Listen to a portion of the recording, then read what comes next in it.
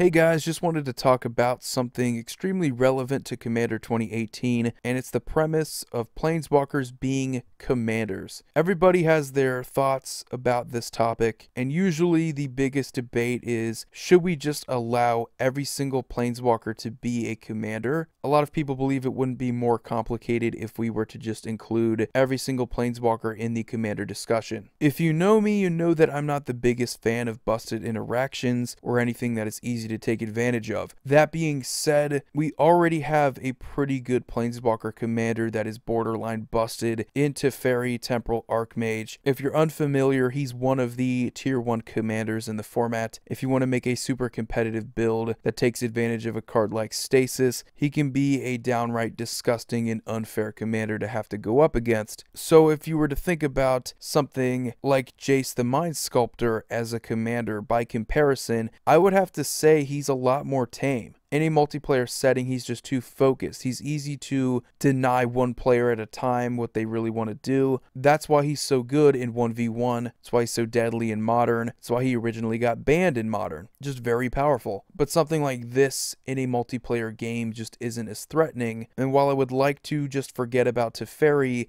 and only consider the other more tame Planeswalker commander options, this definitely matters because while Teferi is tier 1 and is capable of being one of the most oppressive commanders in the format if built properly, he hasn't really broken the format. So to be fair, I don't really think there's a single Planeswalker that you could build a deck around while still following the commander color identity rules and just be completely busted. I don't think there's a Planeswalker that would be that way, but if we were to look at the most powerful Planeswalkers in my opinion, Ugin the Spirit Dragon, Tezzeret the Seeker, these might be exceptions. These are pretty powerful, especially Tezzeret. Being able to tutor up your combo pieces seems very powerful, and you might be in the same kind of trouble that you're in with Teferi, where you have a commander that can just untap your artifacts. You use something like the Chain Veil to get more activations. Kind of funny because you'd probably put Teferi in the same deck that you would Tezzeret just because the synergies are too good not to. So Tezzeret might be the only one that I think would absolutely be broken as a commander. But other than that, I mean, Nicol Bolas would be fun even though he's pretty powerful. He's also expensive. Depending on which one you go with, the original one I think is still the most powerful. You just have a lot of Planeswalkers, I don't know what it is, but they're just meant not to be super powerful. I think coming out of the gate, they realized that a permanent type that didn't have a lot of removal that you could only really get rid of through combat until they made newer cards that could deal with non-land permanents. They specified that way after Lorwyn, making them much easier to deal with. We have things like Anguished Unmaking. Planeswalkers, they've been cautious when it comes to making most Planeswalkers. Sometimes they make mistakes, they make really powerful ones. Planeswalkers that they make seem to be, with those exceptions,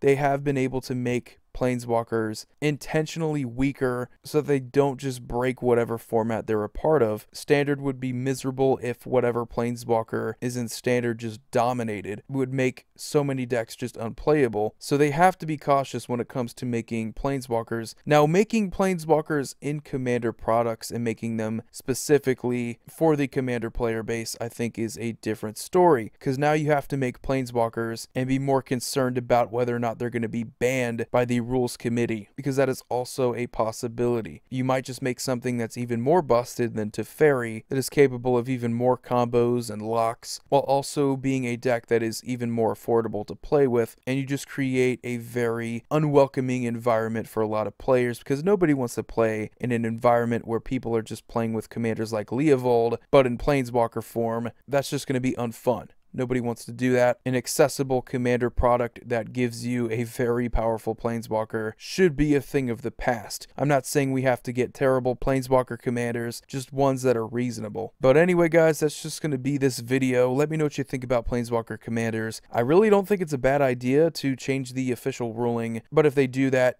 they might want to consider doing some bannings first. Make sure that these certain planeswalkers are just way too powerful and that people know it. Tezzeret the Seeker honestly has to be a consideration when it comes to that kind of banning, but it's not impossible. I think it's definitely something that the rules committee might consider if planeswalker commanders kind of take off again with Commander 2018, which they probably will. An official rules change that really warps the format, I think, is bound to happen. But anyway, you guys let me know what you think. Void here signing off. Hope you all have a wonderful day.